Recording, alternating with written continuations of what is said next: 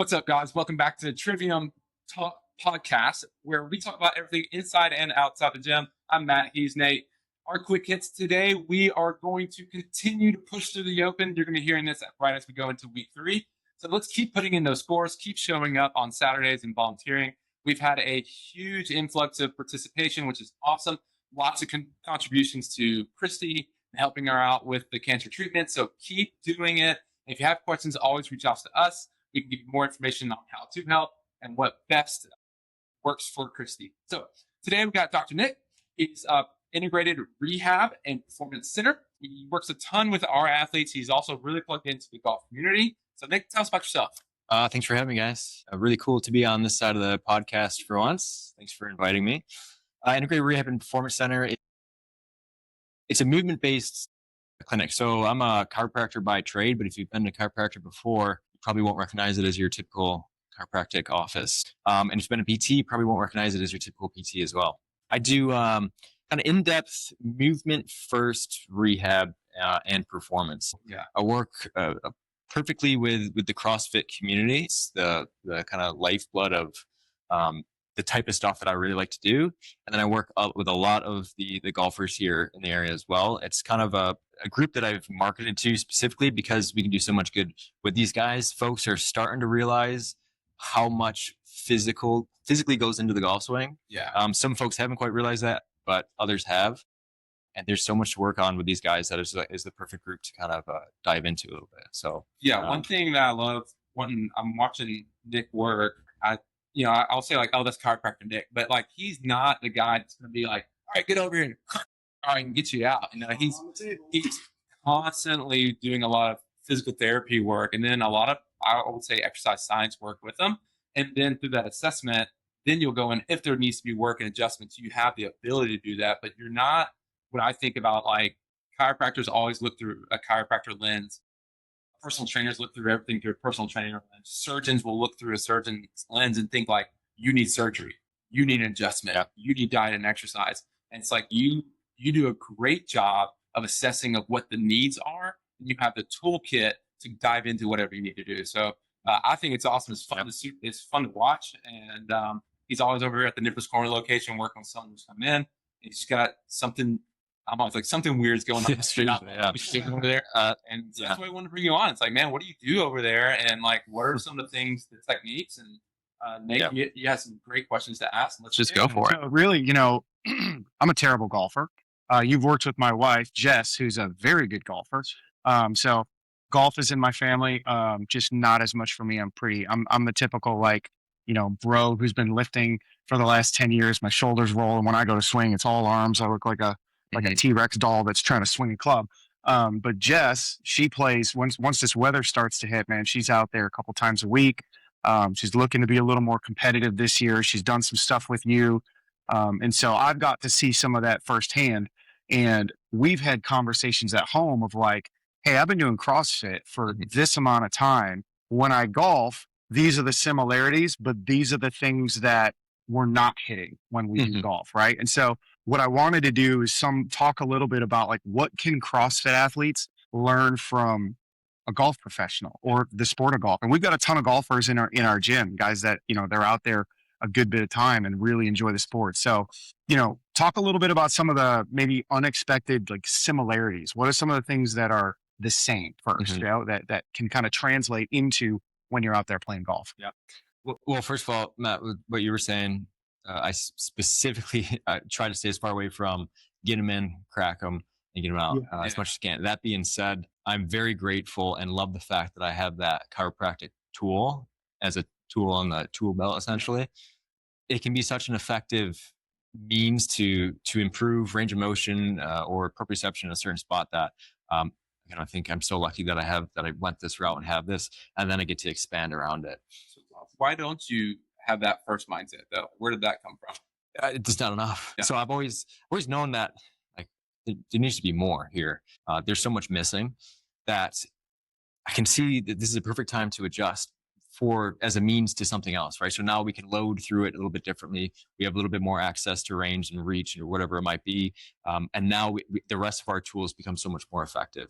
And so that's why I want to be someone that can produce these sort of things and these sort of results that that require a little bit more. Yeah, I think a lot of people, or a lot of other chiropractors that I've worked with that I think are higher level, they treat it kind of like it's kind of like braces. Like if you just adjust it and don't do anything, it's just gonna go right back to where it was, right? So we want to make sure that if you make any kind of adjustment, it's like, okay, what can we do to help maintain that position a little bit more? Yep. Knowing that it is going to come back, but can we get a 1% release or a 1% needle movement to the right direction, right? Is that kind of where you're yeah. at with Yep. it? Well said. Yeah, definitely. When it comes to golf and the similarities golf and CrossFit is, well, when it comes down to it, folks, everything is rotation. So we learn in textbooks, everything, that there's different planes of motion. There's flexion, extension, there's lateral abduction, adduction, and then there's like rotation. When it comes down to the true joint level, we don't have to get too deep into this, but everything is rotation one way or another. Yeah. Now we don't have to overcomplicate that. And it's good to differentiate in the textbooks between flexion and extension because it helps with communication to say what's happening. But at the joint level, it's to one extent or another rotation. So that's something, even when you're squatting or if you're turning into the backswing, the joints need to be able to experience some form or some degree of rotation. Now that doesn't mean that we just work through rotation all the time, but we need to get to that deep level at any given joint. Let's talk about the hip joint to truly restore what is, and I'll use the word like truly, but what does that mean? Truly restore the ability to rotate at the hip. This means that the hip needs to be able to rotate on top of the pelvis, right? And so it's not the pelvis and the hip starting to rotate, but that we can create what we call this relative motion, which I think is the key to most folks that most people won't spend the time to get to, right? We'll put you in a position that's going to encourage hip rotation. But if you have any compensations that are limiting you to actually rotate through the hip and not the hip and the pelvis as an example, then we're not really getting the results that we're looking for. So what are some of these terrible positions? What are these things that you see me doing? And like, what the heck's this guy doing? We use a lot of weird positions because it puts some constraints in there that we can actually start to encourage relative motion at these joints again. And it's really difficult. It is really hard for folks to get. So I can use the same move. You maybe see me put some folks with feet up on the wall and we're doing these kind of like hip swivels. And some folks, it looks like they're doing this at the pelvis and hips, and other folks, we finally get them to doing this. So this is fantastic for a CrossFitter because if they're having just trouble getting comfortably into the bottom of the squat, maybe the low back starts to hurt. If they can't rotate at the hip relative to the pelvis, and if that SI joint won't flex on one side or extend on the other and create relative motion, we get this cemented region, which is what I like to call it. It's common, golf, CrossFit, whatever it might be, lumbar spine, pelvis, hip. And these three things, all of a sudden, they start moving as one big kind of chunky unit. And this is the perfect drill to start de-cementing the spot. And we get this relative motion back. Fantastic for someone that's got some low back discomfort in a lunge where we want one side inflection and one side an extension, or a deep squat. Fantastic for a golfer that we're trying to restore true hip rotation because if the hip won't rotate on the pelvis and we get that cemented region, now we have low back discomfort if you do that continuously. Yeah, so that's awesome because I think about it, I'm looking at it from like, hey, golf is a transverse movement. And it's like, you're actually associating where it's like, no, they're way more similar than I even think about. It's like, okay, like, yeah, we want some rotation. You look at it into the hip side of it. We talk about a lot, like I want joints to be able to move independently of each other, right? And so you're looking at from the hip standpoint, most people can't see it from the shoulders, right? Like, hey, Nate, let's go lock out overhead. And you're like, cool. Or you're like this. I'm like, all right, push this back. You're like, and it's like, okay, I'm like, all right, well, all right, now that you got this up, how do we get this down?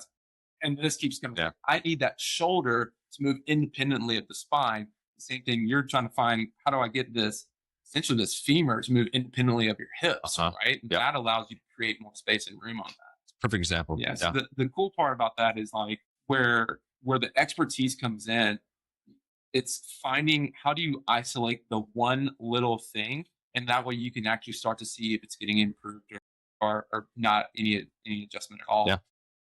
So no, that's cool. When I see that hip swivel, it's like, yeah, I'm trying to find that end range in that ball socket, and then can it again move independently? If it's not, stop, figure it out, and then again, if that's not working, where do you go to next? Yeah, so much of that is just the brain understanding what you're asking it to do. Then the other half of that is we don't have access to this range of motion, but we get to encourage it with this motion. So even just pressing and moving the hip into a position in that hip joint that it just has not been in so long does so much good to open up space at that hip for you. And then the best cue for a position or drill like that I found is do what I'm asking you to do with as little effort as possible. because they're trying to force and jam this position. Exactly. And then the lumbar paraspinals fire up because they're trying to do the motion too. They're trying to help enforce this. And once we kind of start to figure it out, we can finally get this nice fluid relative motion happening through here. And they've used as little effort as they possibly can. It's like, now we're starting to get somewhere. We can take this, we put you back on the table. Part of that process is a long, thorough evaluation where we look at just about everything, write it on the board, right? And this is knowing how much hip internal rotation do we have, how much hip external rotation do we have, how much true shoulder flexion do we have before compensation kicks in. So another thing that I like to test when we do shoulder flexion testing, how far can I crank it? Because just like you mentioned, even on the table, where we get this and it looks like we're getting a little bit further, first sign of compensation where this wants to start externally rotating as we come up, that's where I stop the test, because I want to know true range of motion. Yeah. Folks be like, no, I can go further. Like, no. You do a straight leg raise. Look at your other leg. It's 3 inches off the table. Your whole pelvis just went backwards. So part of the process is understanding where we're truly starting from. And so we can do funky movements like that. And then finally they start to get us like, okay, good. Now let's do more of this. And I can put you in different positions and put force in different spots to get a little bit more out of you. Back on the table, passive range of motion, true. Are we seeing some improvement here? And that's the magic of when we start restoring relative motion, that these things start to change a little bit. Yeah, no, that's awesome. You talked about, there's two things. One, are you limited by just like, hey, physically, I don't have the range of motion to do it.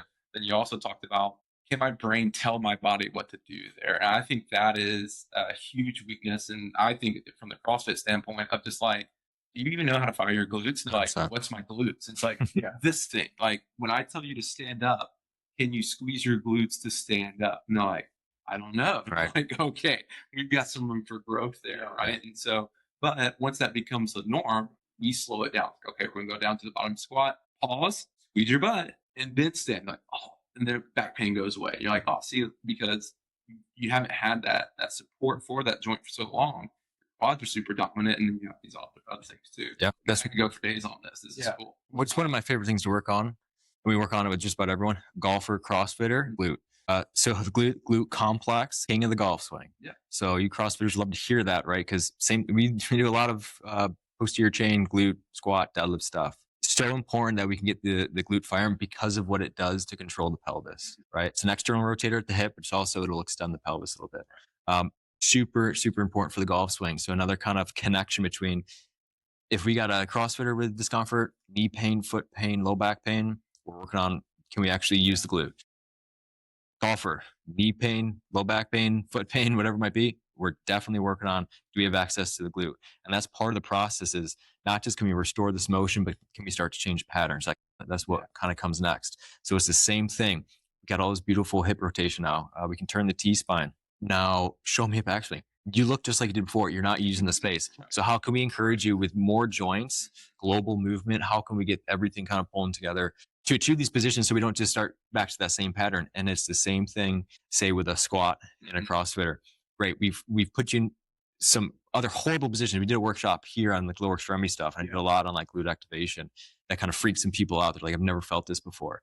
We know someone that we brought in and worked on who's having some issues, and we worked on this deep sensation of truly getting not just glute, but like back of the hip, these deep muscles in the backside of the hip firing, and he was shaking, right? Yeah. High level, top tier CrossFitter. Yeah. No loading, right?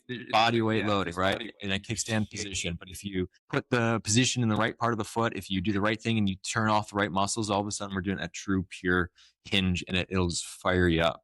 This is a games level athlete, right? Like you're working with here. That's like, you would think you look at him and he's like, this is the fittest dude you've ever seen. He can lift all the things. But then you put him in one position. It's like, I can't hold a glute bridge when you put me in this position. It's like, man, that's a game changer and almost a cheat code. But at the highest level of like, oh, I found some more low hanging fruit to work on. I can go do this, and it doesn't fry my CNS. It doesn't beat my body up. And I'm going to see the benefits when I go up, when I load up for a heavy clean. That's a great point. Right? Yeah. And I think what's cool too, when we talk about glutes, let's talk about glutes. Like the new age golfer, like you're seeing that, right? They kind of understand like, hey, it starts from that core extremity. And so you're seeing like I'm seeing like the new golf guy. He's like, I think he's going to go pro next year. I think he goes Ole Miss, but he's He's just thick.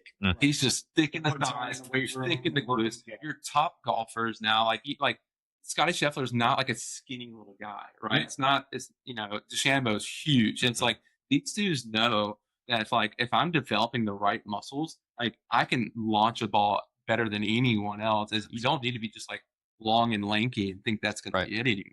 So I think people are tapping into that. I think the youth is doing that really well. And I would assume our age and older clientele is like, oh, that's what they're doing to be successful. Hey, Nick, you can help me do that. 100%. First thing is they're realizing, okay, you score better if you hit it further. Even if you start to spray it a little bit more, they're starting to find, right? They're starting to figure out, okay, so you can get away with that a little bit more. And then I have folks saying, okay, I've had back pain for 10 years. I'm done with this. I'm ready to feel better. I know I don't move as well, and I want 10 to 15 more yards in my drive. Perfect. Let's get to work. Yeah. We can work on all those things. So wait, Nick, you're telling me I can take care of my back pain and I can hit the ball further? Yes. Those things. Strength training. Yeah. So all of this actually works together. Yeah. It's funny. The glute, right? It's like I have issues with my foot. I've had issues with my knee. I get hip pain. And every time I ask somebody about it, they're like, what's going on with those glutes, man? I'm like, why are you so obsessed with my butt? I don't understand. Like, that's a good point. It's rarely ever where you're feeling the pain. Is that the issue, right? Like, oh, your foot's killing you? Yeah, your glute's not firing on this side. You stand on one foot and squeeze it? Nope, sure can't. Like, and it's just shut off, right? There's it's almost like I don't realize it. Your brain's put a roadblock on that nerve. I'm working through the movement. I'm like, well, I'm standing up, so I'm clearly squatting. Right? But that's not the case, which is what you just talked through, right? So the similarities in CrossFit, people in the gym here, whether they're playing golf or not, little aches and pains, little things, small corrections like you just talked about in the squat, of being able to feel that, putting them in a position to where they can then, oh, I see what you're talking about. Now go back to that movement and you see the result almost instantaneous. And so that science is so cool. And it's not just golf, right? It can be applied in the gym to a brand new athlete who also wants to be better at something outside of the gym. And what if we actually took the time? Because that's the thing, a lot of our athletes are going to be like, oh, thanks for showing me that. Okay, I did it for a week and now I'm going to go back squat super heavy again or something like that. And you're like, hey man, what if you actually just applied that for 30 days? Just do this every day for 30 days and then see where you're going to be at in 3 months, instead of, oh, he showed me the thing, I did it, it made my back feel good today. Now I can go back and do the things that hurt my back. And you're just like, that's the stuff that trying to get that mental maturity on actually rehabbing something, I think is tough. So rehab is, I'm already hurt. Something's bothering me and I'm coming in, right? And we've talked a little bit about that, but how often are you seeing people, I'm guessing it's not a lot, just walk in and be like, hey, I feel great, but I don't want to get hurt. So how do I train in such a way that's advancing both of these things and preventing that injury, right? So I think that's a big thing that a lot of us, I know me, CrossFitters, we miss it, right? We just head down, we do work until something hurts. Yeah. And then we walk in and go, hey, what's the problem? Right? You just said it, right? And then we fix the problem and then we go right back to that other thing until 3 weeks later. Right? So talk a little about the preventative maintenance side of it, because I think that's a miss in our community a lot. Layers and layers of compensations to peel back. When you say do this for a week, feel better, and then go, there's so much more to work on. But when it comes to the maintenance or preventative care stuff, so especially in the golf world, I get this a little bit more.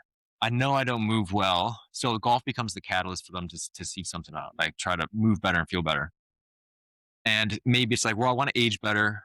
I want to age well at least, and I know I want to play golf for a long time and I want to perform better. So that's what might inspire them to get in. Every time I get someone in that's like, I just want to drive the ball further and I feel like less restricted.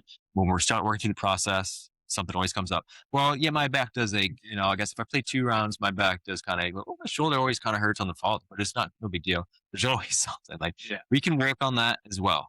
We're here. We want to move well. We want to hang out with the grandkids effectively without, shutting you down for the next week because you got down on the floor and you want to play better. It's maybe 30% of the folks that I'm working with are coming in with just saying, nothing really going on, but I know I don't move well. I want to make sure I don't age poorly. And I just want a good plan to just age better, right? And take care of this now before it's way too late, and then be in a good position as I go forward.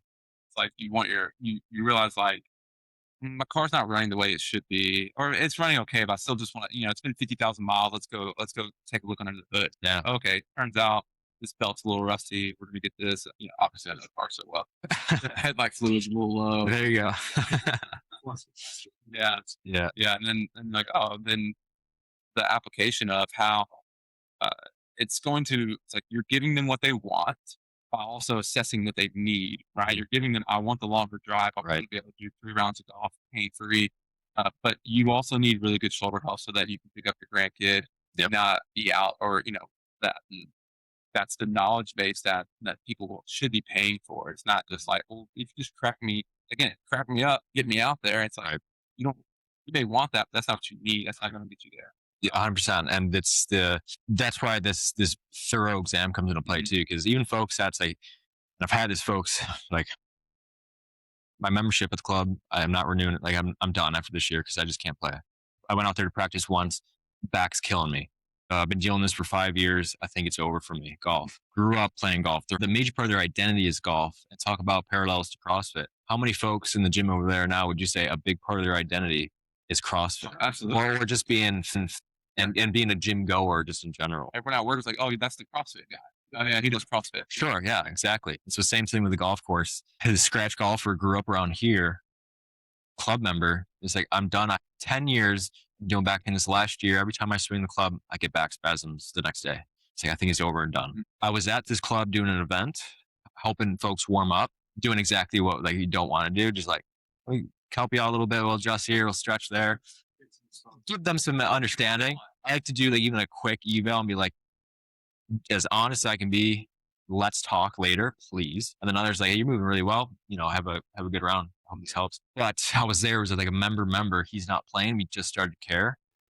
Hear him on the putting green across the way. Is this the same guy? He's kind of soft spoken and not too crazy. But I hear him over there from across the putting green all the way across the driving range, talking with his friends, right? Yeah. And like, this is him. This is when he is himself at the highest extent. He's with his buddies with a golf club in his hand. And he's just putting, this thing. Exactly. I was like, I haven't seen you like this before, but this is part, and it's the same thing with CrossFit. Folks coming here when they're feeling good, they're the happiest they can be. When they're not feeling so good, it's a major problem for them. It's not just gym and fitness, it's part of their life. And if they're not there, right, it's like, now you can't go to the gym. You're only going to continue to spiral if that's part of it, right? The number of times, the mental side of an injury, or even just not feeling right. Maybe it's not a full blown like injury, but it's a nagging and they got to back off. The number of times that you see the look on their face just change, like right away when they're like, what am I going to do? Right. And there's a mental side of those injuries, right? And the number of times we've had to say, just come hang out. We'll put you on a bike. We'll get some, whatever. Mm-hmm. Go talk to Nick. Go do this. You're still in the gym, but go get a program that you can do. Mm-hmm. You don't need to not come in, right? There's all of that stuff, but there's a huge mental side when that part of you, there's a lot tied up. We talk about what's your third and fourth place, right? Usually it's the gym. And so when hopefully not the bar. Feel like that's going to be gone, even for a couple of weeks, that's like that's a big mind effort, right? I've had enough of them where I kind of learned how to deal with it and kind of help people through it, but just the mental side of it, right? But having somebody like you in our gym over at Nippers and access to all of the different things and being able to say, hey, go talk to Nick about this, right? I think those are really great for us that don't have that background, that don't have that degree, that's not what we do, right? And so I don't want to ever give advice on something like it's like, hey, I'll sit here and talk to you, I'll be your therapist, but I can't tell you this is the problem, this is what needs to fix. It's interesting, like there's parallels there, right, with golf and CrossFit. In that is like, you meet a golfer, they're a golfer. He's the golf guy, he's out 3-4 times a week, and if all of a sudden that's gone because your back hurts and it's preventable, or it's something you can fix, like, did you go approach him? Like, how do you deal with that? Or how do you talk to somebody about that kind of thing without, I guess, overselling the, like, you know what I mean? I write a blog every week. It's mostly golf performance or golf rehab topics. And so when I'm chatting with someone, I just try to understand where they're coming from. But if I really know I can help, I just try to provide as much resources as I can. Yeah. Like, let them know that this stuff is being worked on. It's built for you. Is built for folks that want to keep moving, not folks that have some back pain when they're sitting on the couch. If I'm being honest, probably not a great fit. I'm going to ask you to do so much. But if you have fitness and health goals, this is the spot for you. So I just try to provide as much value as I can. Check out this article, try this out. These movements aren't easy. I bias more towards effectiveness than easy of do it, right? So a lot of these movements is hard to do at home on your own, but I provide these articles and movements to try to help. And then I have a free discovery call, like bring me in, or a discovery visit. And let's even do a little bit of movement testing, see a little bit more, learn a little bit more, give you some more information on that. With no strings attached, right? And then decide what to do from there. Like there are some people that can like, hey, I just need to know what's going on. And then they have me, I think it's like, you have the discipline to go do this. And it's like, and if they do, great. Like they don't need your help. They just needed your knowledge. And it's like, cool. And that's us serving our memberships, right? And then, but some people, it's like, we can work out at home. I don't work out at home because I don't have the discipline for it. Exactly. Yeah. It's like, right. And so it's like, no, I would rather come to the gym and work out around people because that's what's motivating me. And so it's like, some people need programmers because they need that accountability of knowing that, okay, Matt programmed this today. He's really thinking on me doing this. I need to go do that. And that's enough motivation for people. And then it's like, hey, like I need to set this appointment so I do take the time to work on this because I'm not going to do it on my own. So. Yeah, that's the personal example of when I was in college. I stopped doing CrossFit towards college, probably for this reason. I would kind of program for myself. I'd write my own little workouts, like Metcons. I'd go and do them almost immediately. Dumb. I don't want it to do it. I wrote it too hard or something. This is terrible. And I'm going to do like half of it or something, right? But if someone else is writing it for you, this is the workout. You go and do it with people, you're going to do it. And so I got to this point where I had enough going on that I didn't have my enough self-motivation to write and then trust myself. And so I just kind of went back to traditional strength conditioning. And so I came back here and then fell in love with CrossFit again. If I'm being honest, it was actually CrossFit. It was one of the open workouts. And I was in my office over there. I think it was you, is 24.1. And I had the door open and I signed up for the open, but I wasn't really paying attention. And then I see you guys out there like watching the announcement. And then I just got so interested in I'm going to be doing this. All of a sudden I sat there, I looked at my computer, I was like, I do love this stuff so much. I really do. And I did when I did it in the past. I was all in on, I'd watch CrossFit games. I was so interested. I seen your quote was the Rich Froning quote. Like I was into it.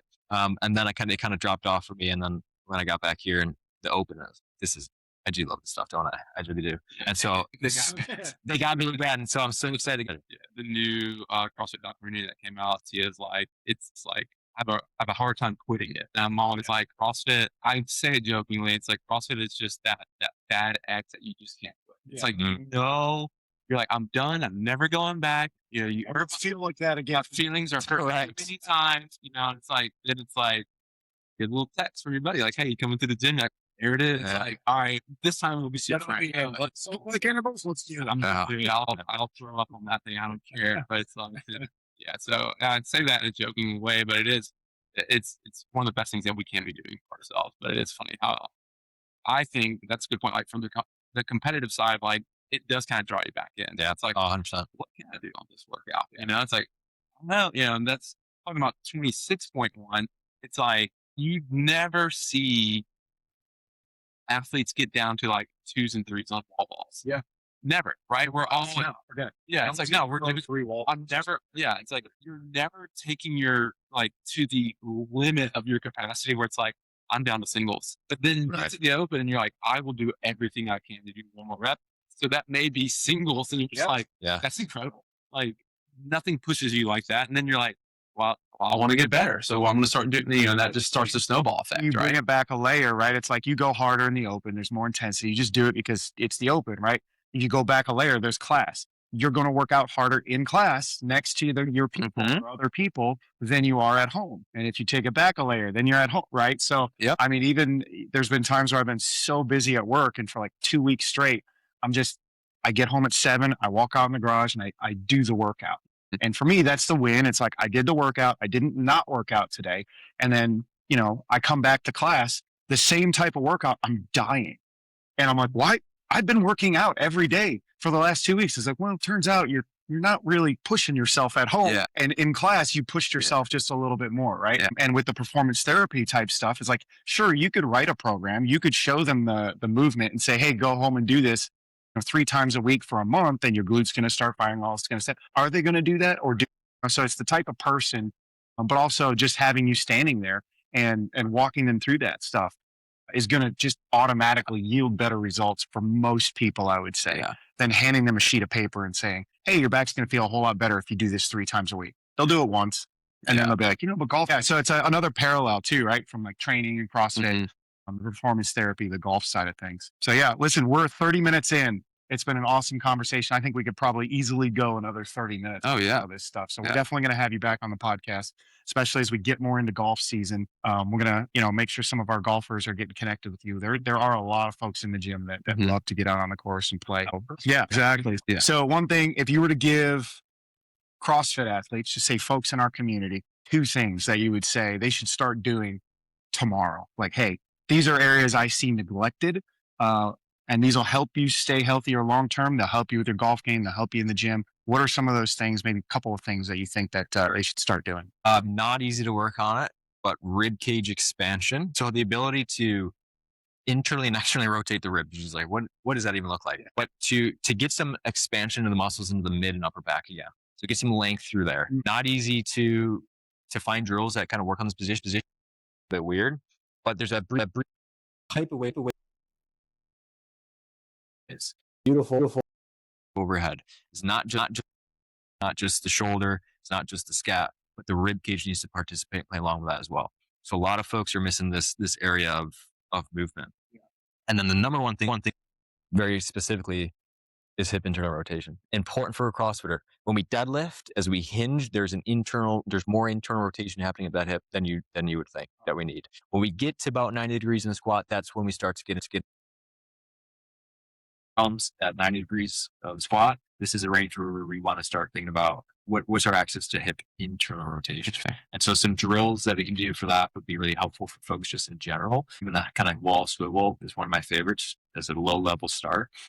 And then just some breathing drills to open up some expansion. Yeah, and we don't have any issues with anyone squatting below parallel. No, at the gym. So that's probably not appropriate for us. But if perchance that someone does have issues squatting below parallel, some internal hip rotation is something to work through. There's plenty of regions. What could be the cause, or more than one? Ankle dorsiflexion, dorsiflexion, hip flexion in general. But hip internal rotation is a sneaky one. Yeah, I think that's beautiful because you are working as close to like core to extremity first, right? Let's work big and get down to small. That's super cool. Nice. Well, I think those 2 tips are awesome. So I would want to leave it on that. Very cool. All right, man. Thanks so much for joining, dude. It's been. Where can they find you? Where can people find you? Yeah, and the blog and all that stuff, right? We'll make sure to put it in email when this goes out. But would love to. When you said I write a blog of these things, I was immediately like, oh my gosh. Yeah. I don't know why I didn't know that. I know Jess would be interested in that. I know a lot of our golfers would want to get the feed to that. Perfect. I have a newsletter, so I'll send you a blog every week. Otherwise, it's on the website in the blog tab. There's all the articles in there, and I have some generic rehab and strength mobility stuff. And the website is integratedrpc.com. Integratedrpc.com. Rehab Performance Center. If I knew you sooner, you'd say there's a thing called SEO, and you're going to want to make sure that your name and your domain work towards that. I don't think I picked a good one for that. But either way, it's Integrated Rehab Performance Center, www.integratedrpc.com, and everything's on there. There's Instagram as well. Yep. Integrated.rehab.performance. And people can subscribe to the newsletter and all that stuff. They hit your website, put the email in. Let's get the newsletter going, all that stuff. Again, we're getting into that season, guys. It's there's going to be less people at the gym and more people out on the golf course coming up pretty soon here. I know last Saturday, they were already hitting. It was pretty nice weather. People were out. So awesome. Well, this has been great. Nick, thanks for joining us. As always, show up, work hard, be kind. We'll see you guys in the gym. See ya. Nice. Trivium Talk podcast. Big facts.